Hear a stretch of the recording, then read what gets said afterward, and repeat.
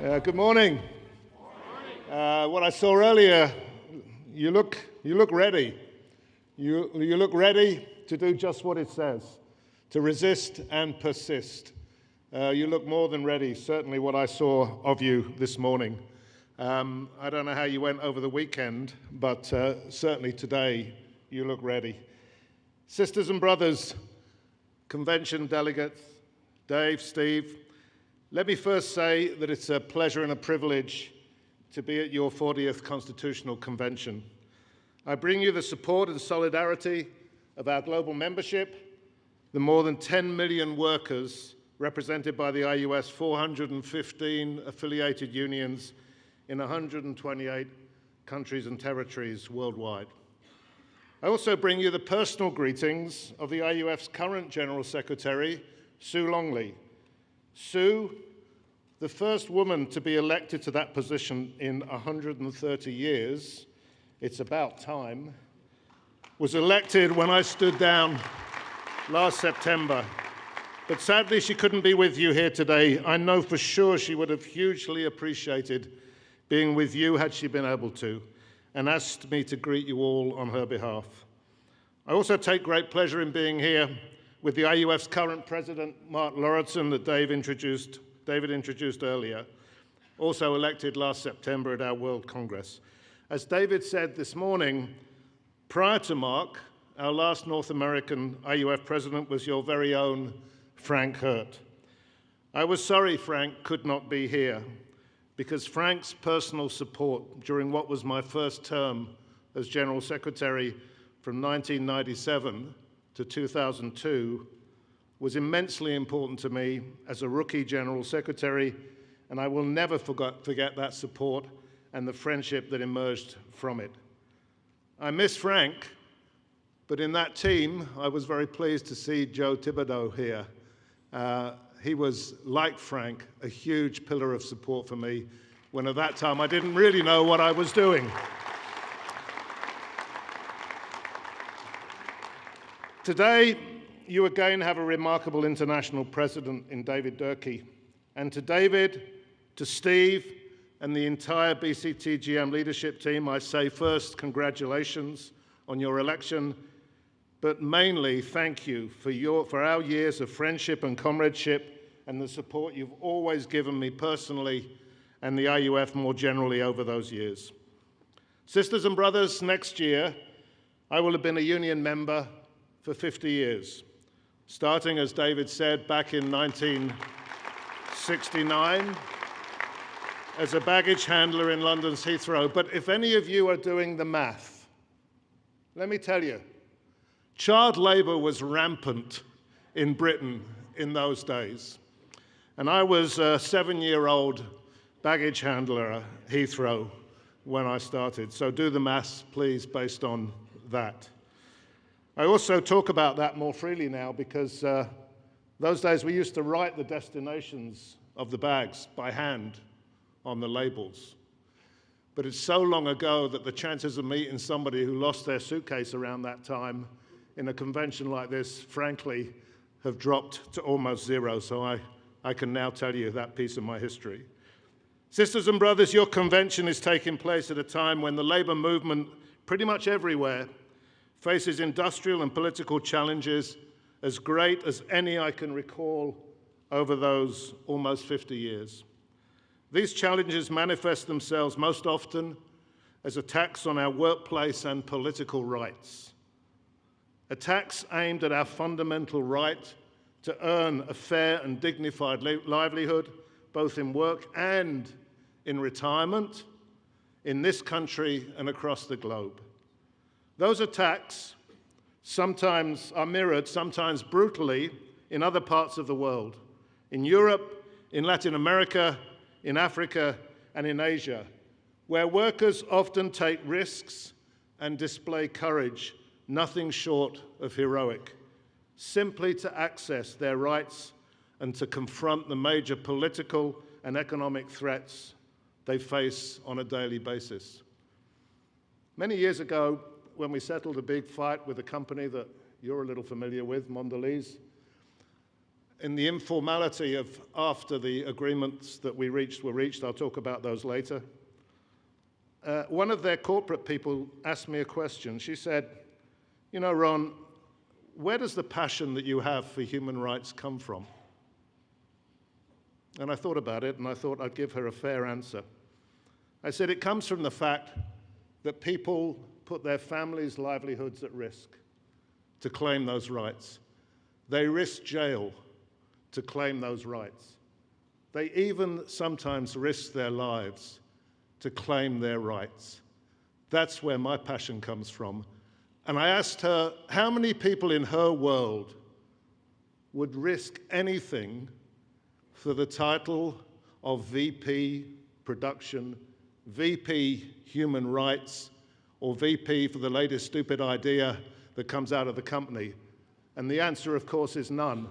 And it is that, I told her, that at the end of the day will always guarantee that we will win and those who fight us will lose.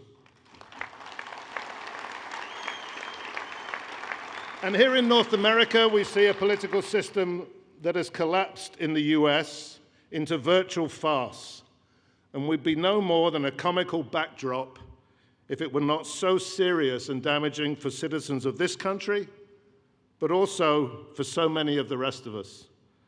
The resurgence of white supremacists and neo-Nazis, encouraged by at best mixed signals and at worst positive empathy at the very top of the US government, the appalling intimidation of a massive group of people who live in permanent fear of imminent deportation or worse on a daily basis, the previously unimaginable spectacle of small children separated from their parents by the state and taken as hostages by government to be used as political pawns, and of course, the reckless abandonment of any commitment to confront climate change, very clearly in the interests of corporate greed. California today bears testament to the clear and present danger such climate change denial can lead us into, and the absurd claims made via what apparently is now the major instrument of government in this country, tweeting, that California's efforts to preserve its natural resources through water management is the cause of these horrendous wildfires, is dismissed as ridiculous and ridiculed by everyone except the President of the United States and his lackeys. North of the border, Canada looks in comparison something of a paradise, at least in terms of more progressive approaches to social issues, though still economically on a path that appears principally to serve the corporate purse and not the common interest. And in Europe, we see a construction that too often works against the interests of workers as employers exploit all the economic and financial benefits of a borderless Europe, whilst undermining the hopes that many held for a Europe with guaranteed social and workplace rights and standards. Many workers throughout Europe are taking up that challenge through actions and resistance. The fact that this can manifest itself in less than positive ways in much of the political voting in the last few years does not hide the fact that our members in Europe feel deep insecurity, are angry, frustrated, and we need to listen to them. And our members elsewhere far better than we have to date. And there are comparisons between the current political nightmares in Europe and the USA. In the US, I understand US union members in traditionally strong union states voted in large numbers for Trump. Did they do that because they're all racists, anti-immigrants, or hate women? In my humble opinion, no, they did not. They did so because they have seen their livelihoods and their unions attacked over decades, whilst US workers have been denied their fundamental rights so often, the right to join a union and to defend their living standards. And this has not been an accidental attack, sisters and brothers. That constant attack on those basic rights has meant that real wages in this country have been pretty much stuck for over 30 years, and employment security seriously eroded. And while real wages were stuck, productivity soared. And with the growing gap between stagnant wages and soaring productivity, we saw the reaping of previously unimaginable wealth for a few and decreasing living standards for the many, that in many ways explains some of the desperation and anger that leads them to support the Trumps of this world. Those of our members who voted for Trump and many, many others in other countries, including much of Europe, voted the way they did because they are angry and they want change. We need to think hard about why workers in Europe, the US, the Philippines, Russia, and elsewhere turn to Le Pen in France, Putin in Russia, Donald Trump here, Erdogan in Turkey, and Duterte in the Philippines, to name just a few. And don't turn in enough numbers to the labor movement and to our political allies. In my view, there's not been a time in the past several decades when listening to them has been more necessary and more critical than it is today. And in listening, we need to offer a political vision they can believe in and will fight for. And we need to be prepared to talk politics with members in ways we have perhaps not done for many, many years. And not just the politics of parties, rather the politics of the labor movement, the politics of inclusion, the politics of economies that are democratically controlled and accountable, the politics where we can vote meaningfully for societies the vast majority of people wish to live in, and then for politicians who, having fought hard to get elected, then fight just as hard after their election to deliver the positive change they were elected to deliver. Too few of them seem to fight hard to get there and then fail to fight hard once they're there, and that, sisters and brothers, has to change. In our workplaces, as your convention theme, organize, educate, resist, and persist, says so well, we must also intensify our efforts to defend what we have and to fight for more. Key to resistance is turning back the assault we face everywhere around the world, as that video suggested, on stable, permanent work, and reverse the trend towards casual, temporary agency and other forms of precarious and unsafe and unhealthy work. That has to be a priority for all of us. We also need to work harder to link and organize workers and their unions across national borders, far more than we do today.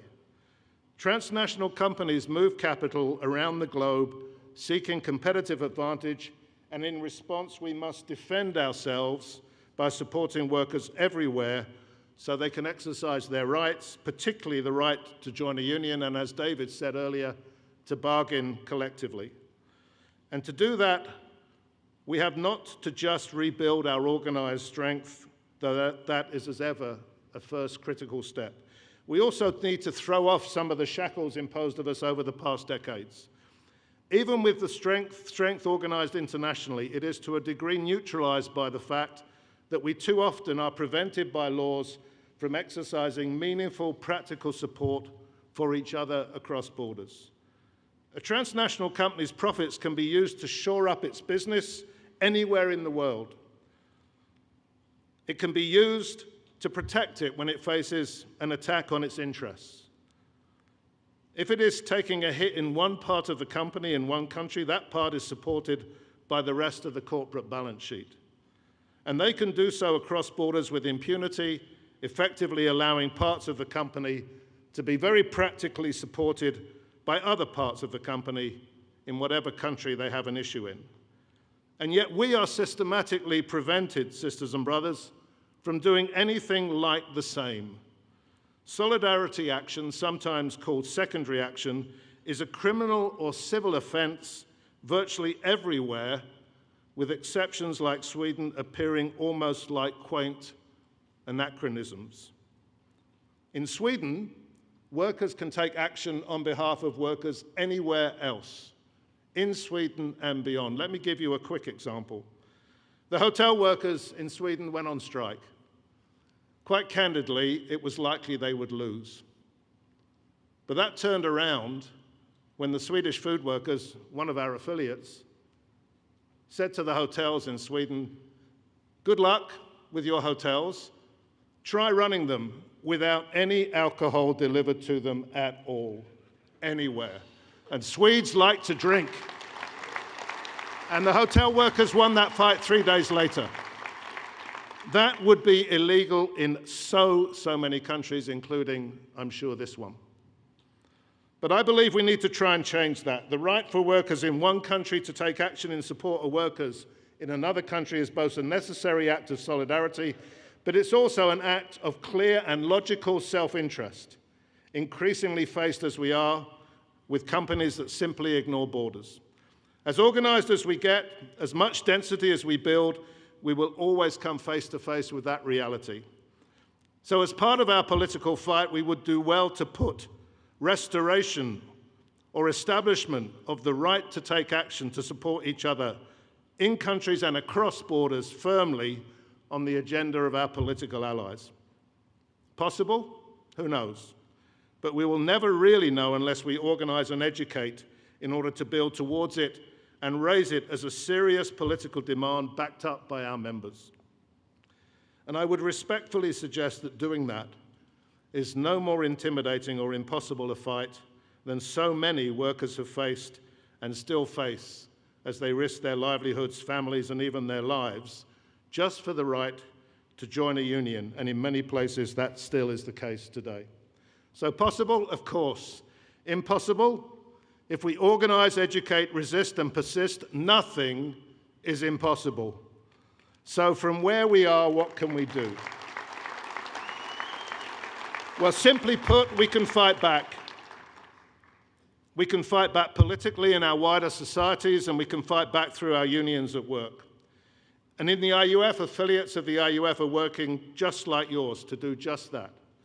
Building on courageous and often inspirational local members, we're getting organized internationally in major companies and sectors. We're fighting back, and we are winning. Let me give you some examples. In Nestle, the world's largest food company, our members organized internationally behind 53 Indonesian workers who were fired because they wanted a union. Nestle management told the rest of the workforce, some 900 people, you'll never see these 53 guys again. After 2.5 years of an international campaign, Nestle did what they said they would never do. They reinstated those 53 workers, compensating them fully with back pay for all those months without work, and fully restored their union rights. That union now has over 90% of workers organized and unionized, a national Nestle union across the country, and a national contract which includes wages, wage scales, benefits for the first time ever. And if that's possible, nothing is impossible. And let me tell you a story, a personal story. When I signed the agreement, ironically, it was at Heathrow Airport with Nestle, to end that fight and to reinstate those workers, Nestle said something extraordinary. They said to me, okay, Ron, but we want to be fair to those workers. I almost fell off my chair. 2.5 years those workers had been out of work, and they wanted to be fair. I said, what do you mean fair? They said, we would like to offer them an alternative to reinstatement. I said, really? They said, yeah, 7 years salary, not to go back. And we'd like to convene their families in a meeting and offer that. I said, well, you can have a meeting, but not with their families. These people have been out of work for 2.5 years. Those families are desperate. But you can meet with our members, our 53 members, and you can offer them that.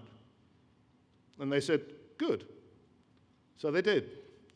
One of the nicest phone calls I've had in 30 years at the IUF was with a Nestle corporate guy who was leading that team.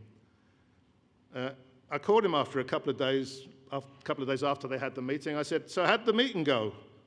He said, well, we were surprised. I said, you were surprised by what? We were surprised by how few people took the money. I said, well, how many people took the money, Enrique? He said, far fewer than we expected. Well, how many people took the money? Well, actually, Ron, it was very, very few. I said, Enrique, how many people took the money? And like a lawyer, of course, I never ask a question I don't know the answer to. He said, none. And I told him,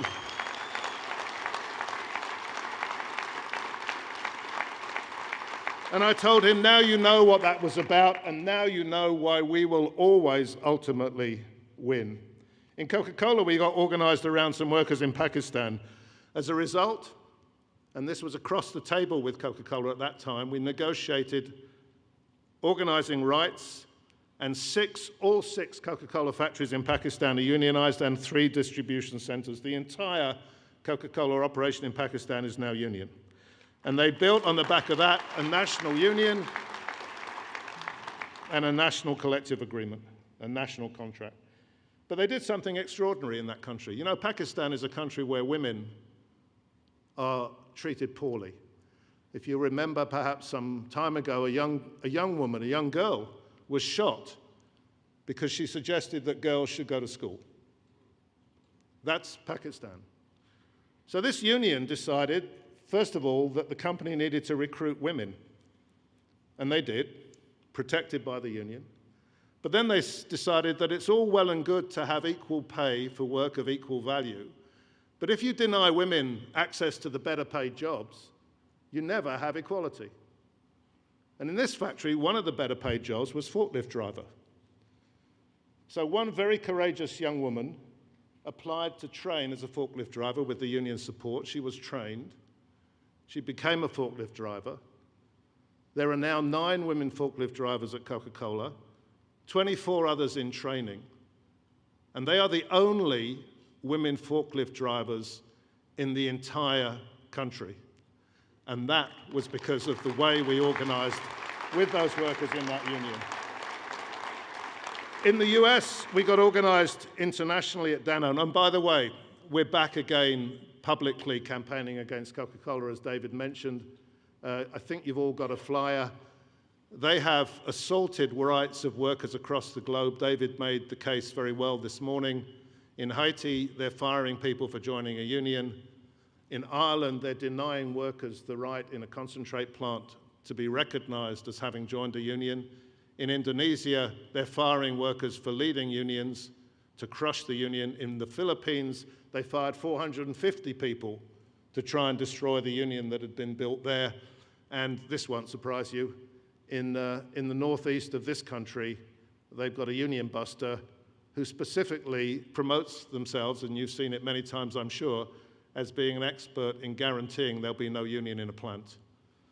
Coca-Cola has wonderfully glossy human rights material saying they respect rights.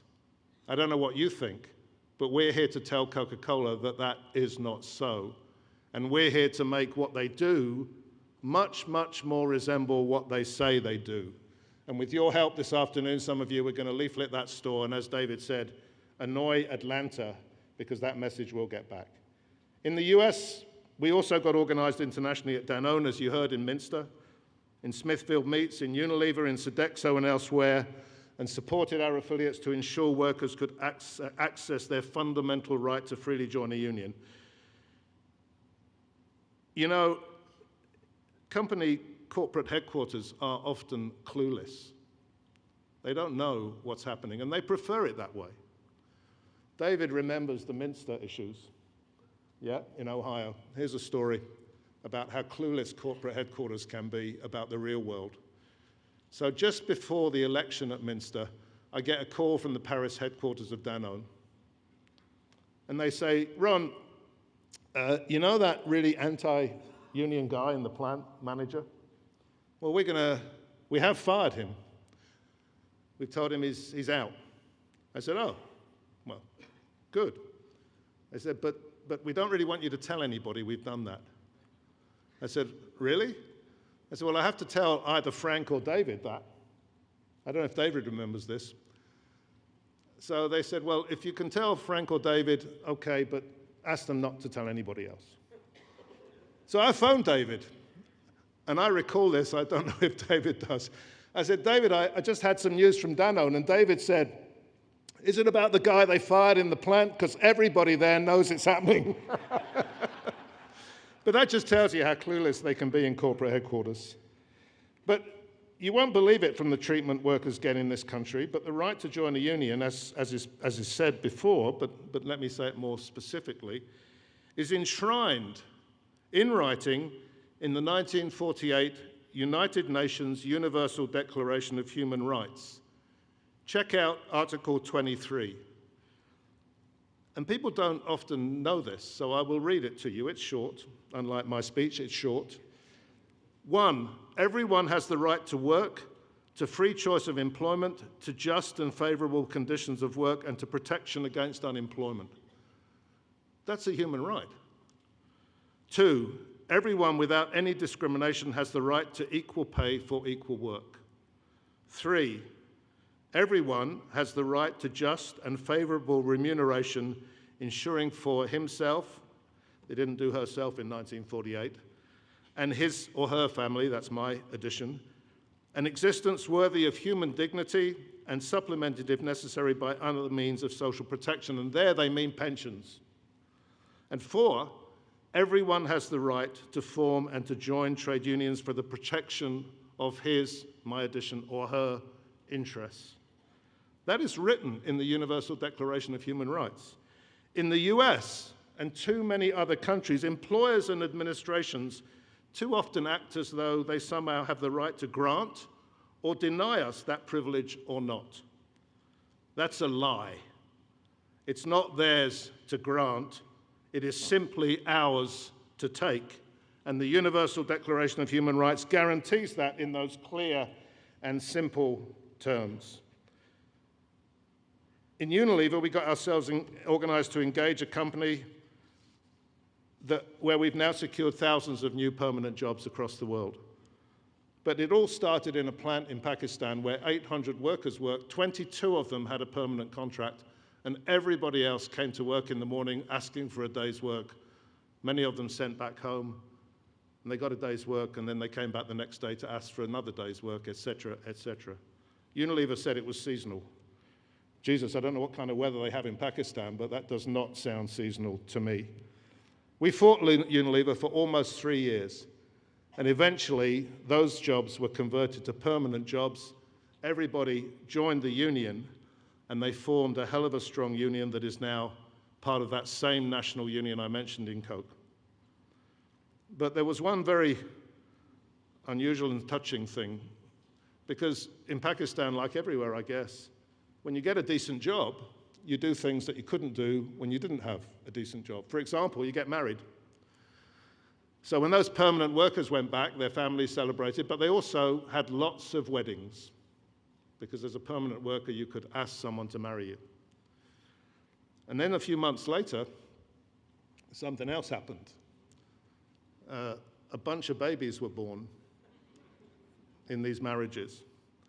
And the babies, of course, have their own names, but they have the misfortune in Pakistan, in the community there, of being known, and possibly for the rest of their lives, as IUF babies. Because without that campaign, without that union, they would not exist. And before anybody thinks any bad thoughts, nobody from the IUF was in Pakistan at that time. So it's a political statement, not a biological one. And one other thing about that fight around permanent jobs in Unilever. You know, our members in Unilever supported it well in the UK and elsewhere, in this country too. And they thought they were helping poor workers in Pakistan. But they discovered something 3 or 4 years later, because all of them were presented with a new corporate plan based on benchmarking. And guess the plant that they were being benchmarked against? It was that plant in Pakistan. And if they'd left that plant with 22 permanent workers and 800 casual day workers, the work practices that they were benchmarked against were disgusting. And they would have been under pressure. So they realized that their support to that group of workers in Pakistan was helpful to those workers in Pakistan, but they also realized that it was helpful to them. And self-interest is a powerful driver of solidarity, and we should not be ashamed to tell our members that. And finally, in Mondelez, we got organized in a 2-year campaign to get an entire union leadership reinstated in Egypt when they were fired because they wanted a union. Again, they told their workers, you'll never see them. Well, 2 years later, they walked back into the factory, fully compensated for their time out of work, and all the workers, literally every worker in that plant, immediately they walked back in, joined the union. And that's what happens when you win. And that union in Mondelez is now the first legally registered union anywhere in Egypt. And then, again, we had a funny experience because the Mondelez corporate people had agreed to reinstate them. And in the last meeting we had in Cairo, local management said something extraordinary that even drew an eye roll from corporate. They said, well, Mr. Oswald, we have one more problem to deal with before we can reinstate. I said, what's that? Well, we don't know how to do it because nobody's ever reinstated anybody in Egypt. So we told them they would learn, and they did. But Mondelez, as you've heard, I know last week and also today, it's a company that for years has been run like a financial engineering exercise, sucking out value at the expense of workers, many of whom have worked loyally for years for them and their legacy companies like Cadbury's and Nabisco, and thousands of loyal workers that in recent times have been treated as unimportant numbers in some corporate algorithm. Well, we beat them in Egypt. And we need to continue and get organized and resist internationally in this company to secure our members the respect, the rights, and the livelihoods, both at work and in retirement, that their contribution to this company over many years should guarantee them. And I can give you this guarantee on behalf of Sue Longley and those at the IUF. Trust me, we have not done with Mondelez yet. But to do all of that, we need increasingly to recognize that we can't do it alone. Today we need each other more than ever. Increasingly, IUF affiliates recognize they need the support of others, and they need us organizing, educating, resisting, and critically persisting to build a world where rights and decent jobs are the norm and not the exception. Leaving a world where a race to the bottom is all we know is something we should be ashamed to hand to future generations of workers anywhere. The IUF's mantra is organize, fight, and win. Of course, you know from your own struggles that even if we get organized, we cannot always guarantee that we win. Even when we fight, we cannot always guarantee that we win. But let me close by stating the obvious. If we neither organize nor fight, we can sure as hell guarantee we will lose. And losing is nowhere in the DNA of the IUF, and I know it is nowhere in the DNA of your great union, the BCTGM. Thank you for your patience this morning. Continue having a great convention. Thank you.